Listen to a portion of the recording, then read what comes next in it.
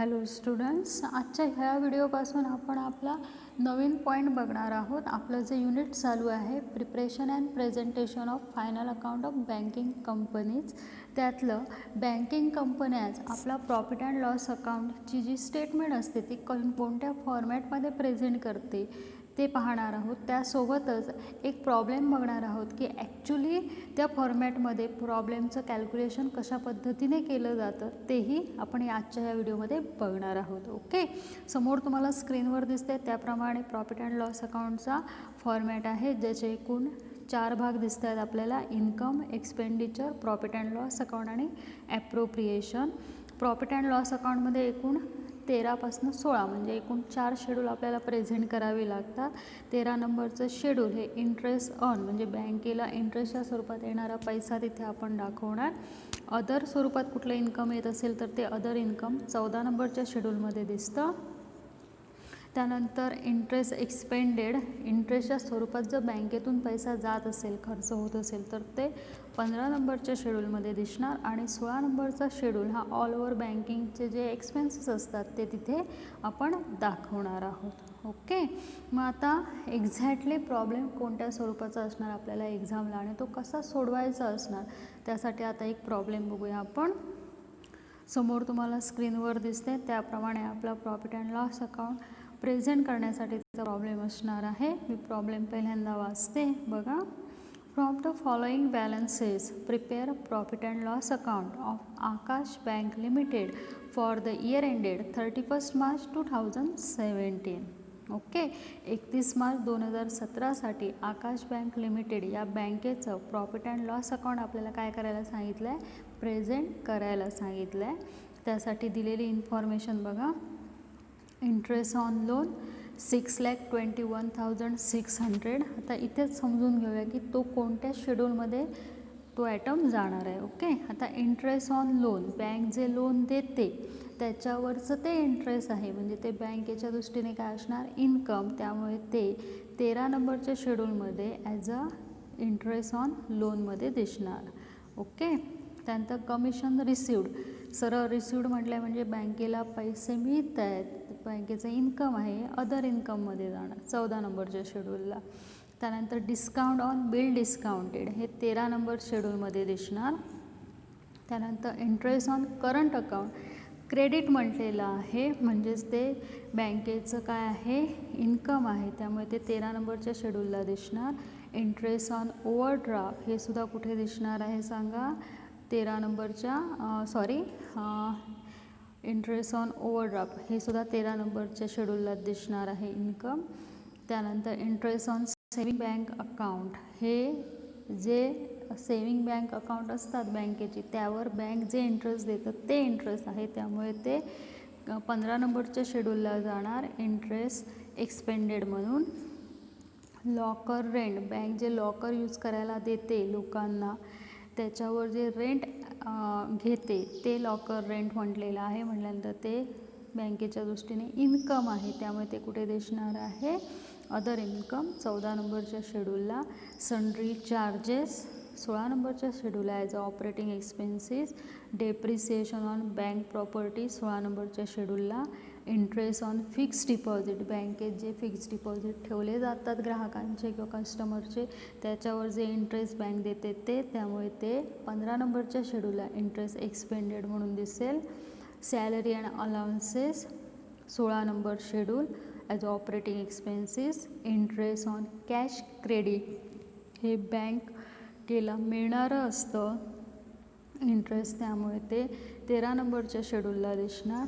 त्यानंतर rent and taxes operating expenses 16 नंबरच्या शेड्यूलला. Director fee operating expenses म्हणून 16 नंबरच्या शेड्यूलला. पोस्टेज अँड टेलिग्राम 16 नंबरच्या शेड्यूलला. ट्रान्सफर फी हे तुमचं अदर इन्कम म्हणून 14 नंबरच्या शेड्यूलला दिसणार आहे. ओके, पुन्हा एकदा रिपीट करते बघा.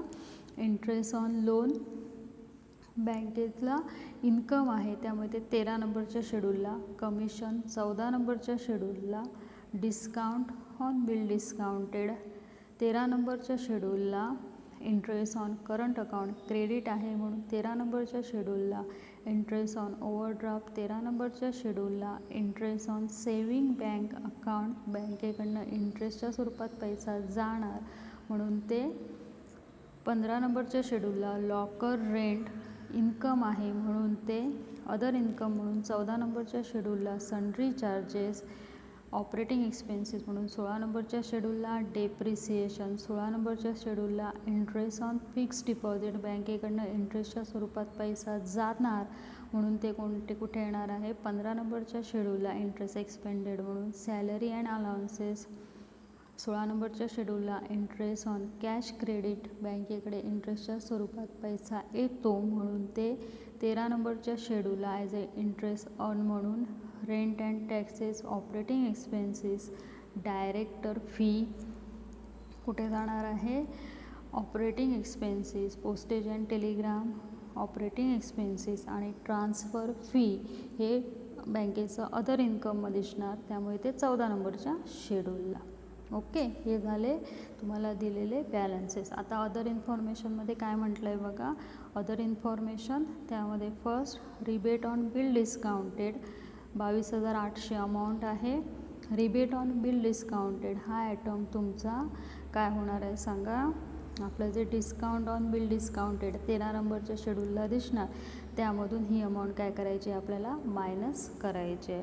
ओके, त्यानंतर bad debts as a operating expenses म्हणून 16 नंबरच्या शेड्यूलला आपण दाखवणार. And last provision for tax हे प्रोव्हिजन अँड कॉन्टिजन्सी म्हणून सेपरेट भाग आहे आपला एक्सपेंडिचरच्या अंडर तिसरा, तिथे फॉर्मॅटला दिसणार आहे. ओके, मग आता प्रॉब्लेम सॉल्व करण्यासाठी पहिल्यांदा आपल्याला काय करावं लागणार, जो फॉर्मॅट आपण बघितला आहे प्रॉफिट अँड लॉस अकाउंटचा तो फॉर्मॅट आपल्याला पहिल्यांदा आखून घ्यावा लागणार. जसा आपण फॉर्मॅटच्या वेळी घेतला आहे तसाच्या तसा आपण पूर्ण आखून घेणार. पहिल्यांदा वर हेडिंग असेल profit and loss account, next line for the year ended 31 March 2017, income expenditure profit and loss account आणि ॲप्रोप्रिएशन जसं आपण इकडे फॉर्मॅटमध्ये बघितलं आहे बघा. ओके, ज्यावेळी आपण फॉर्मॅट लिहून घेतलं आहे फॉर्मॅटमध्ये जसं घेतलेले ॲटम आहेत तसंच्या तसं आपण काय करणार आन्सरसाठी फॉर्मॅट आखून घेणार. फक्त अमाऊंटचा काय केलेला आहे मी सिंगल कॉलम केला आहे. फॉर्मॅटमध्ये प्रिव्हियस इयर आणि करंट इयर असे अमाऊंटचे 2 कॉलम असतात.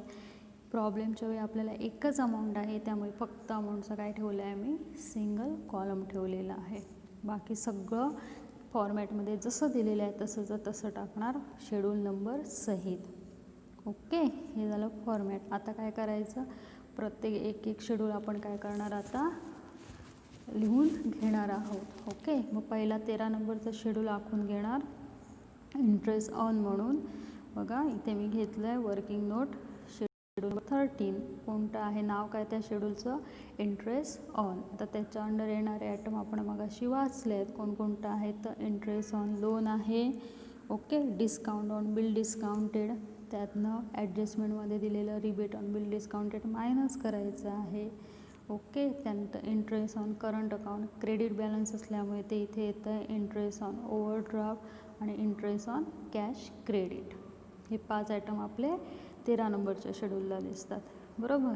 आणि त्यानंतर 14 नंबरच्या शेड्यूलला कोणकोणते ॲटम दिसत आहेत. 14 नंबरचा शेड्यूल आधी मुळात कोणता आहे अदर इन्कम त्याच्यामध्ये काय दिसतं आहे commission, locker rent, transfer fee.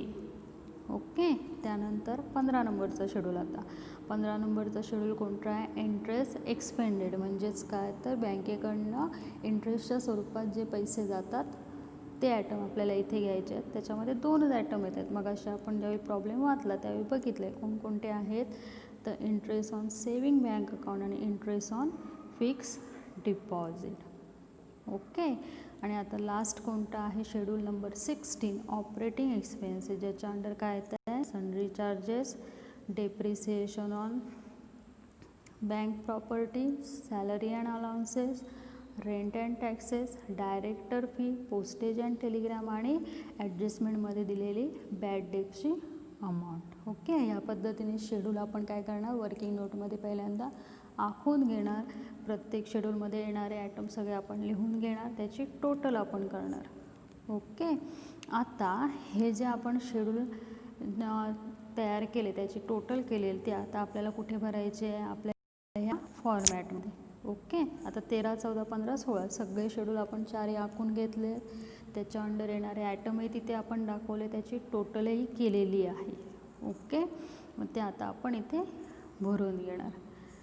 पहिला 13 नंबरचा शेड्यूल इंटरेस्ट ऑन टोटल किती आहे बघा, आपल्या वर्किंग नोटमध्ये केलं आहे तिथे 21,08,400.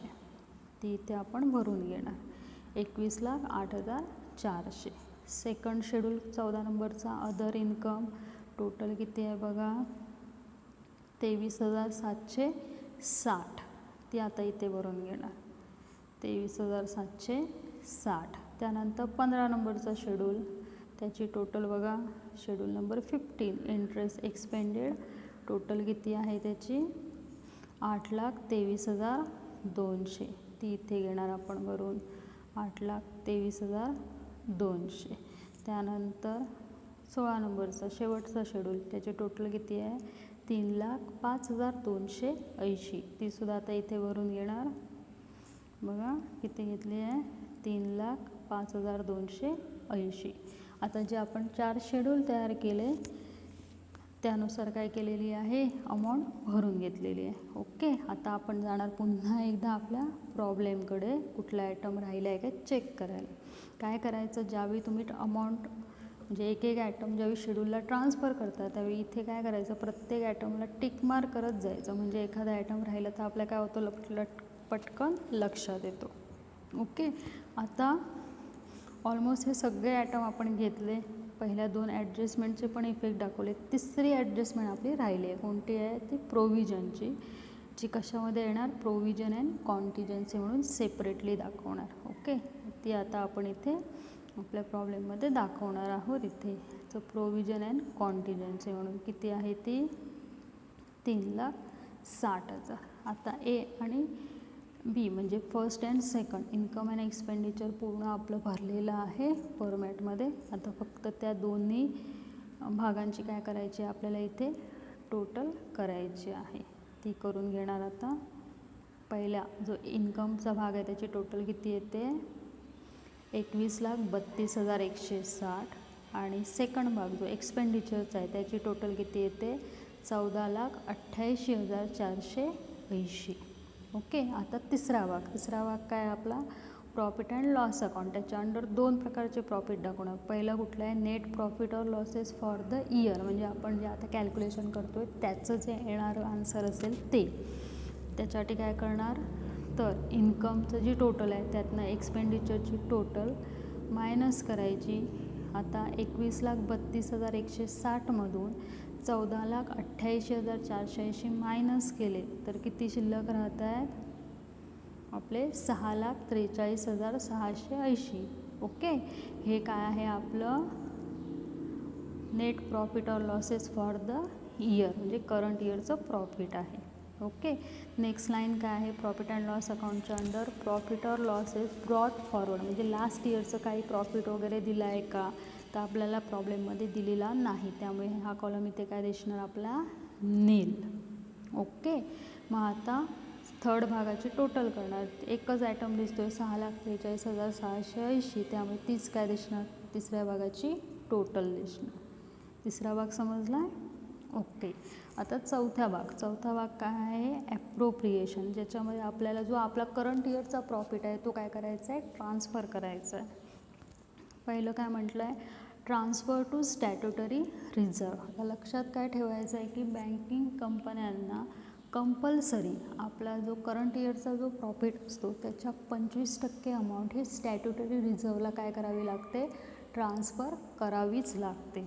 ओके, मग आता हे आपले जे 6,43,680 जो करंट इयरचा प्रॉफिट आहे त्याच्या 25% अमाऊंट आपल्याला कॅल्क्युलेट करायची आहे आणि ती कोणाला दाखवायची आहे ट्रान्सफर टू स्टॅट्युटरी रिझर्वला. म्हणजे किती आहे बघा इथे मी दाखवली आहे किती आली आहे 1,60,920.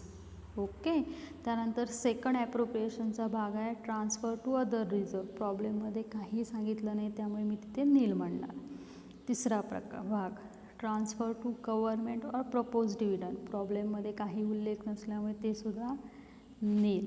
Okay. And last balance carry to balance sheet म्हणजे काय, तर तुमचा जो करंट इयरचा प्रॉफिट आहे त्यातले 25% हे स्टॅट्युटरी रिझर्वला ट्रान्सफर केल्यानंतर करंट इयरच्या प्रॉफिटमधला जो प्रॉफिट शिल्लक राहणार तो तुम्ही कुठे दाखवणार आहात, as a profit and loss account balance म्हणून बॅलन्स शीटला, जो किती येतो आहे 4,82,760.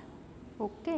आता एवढे लक्षात काय ठेवायचं आहे, आता आपल्याला चौथ्या भागाची टोटल करायची आहे. चौथ्या भागाची टोटल किती येणार बघा, 1,60,920 प्लस 4,82,760 किती येते 6,43,680. आता लक्षात काय ठेवायचं, तर प्रॉफिट अँड लॉस अकाउंटच्या प्रॉब्लेममध्ये तिसऱ्या भागाची टोटल आणि चौथ्या भागाची टोटल ही काय असली पाहिजे, इक्वल आली पाहिजे. ओके. जर येत असेल तर त्या अर्थी तुम्ही सोडवलेला प्रॉब्लेम तुमचा परफेक्ट आहे. ओके. लक्षात आलं आहे कसं सोडवायचं ते, एकदम सिम्पल आहे. प्रॉब्लेम वाचतानाच पहिल्यांदा डिवायडेशन करायचे की कुठल्या शेड्यूलमध्ये कुठला ॲटम जाणार, त्यानंतर शेड्यूलचं प्रेझेंटेशन करायचं. सगळे जे काही कॅल्क्युलेशन असणार ते आपलं कुठे दिसणार आहे, सगळं शेड्यूलमध्ये दिसणार आहे. ओके. आणि शेड्यूलमध्ये टोटल करून जी टोटल अमाऊंट असणार ती आपली कुठे दिसते, आपल्या प्रॉब्लेममध्ये दिसणार आहे. ओके. पहिला भाग जो इन्कमचा आहे त्यातनं एक्सपेंडिचर मायनस करून आपण काय काढणार आहोत, प्रॉफिट अँड लॉस अकाउंट काढणार आणि त्याच्या आधारावर आपण चौथा ॲप्रोप्रिएशनचा भाग दाखवणार आहोत. ओके. चालेल. मग नेक्स्ट व्हिडिओमध्ये अजून एक प्रॉब्लेम ह्या टॉपिकचा आपण बघणार आहोत. ओके. चालेल. मग थँक्यू.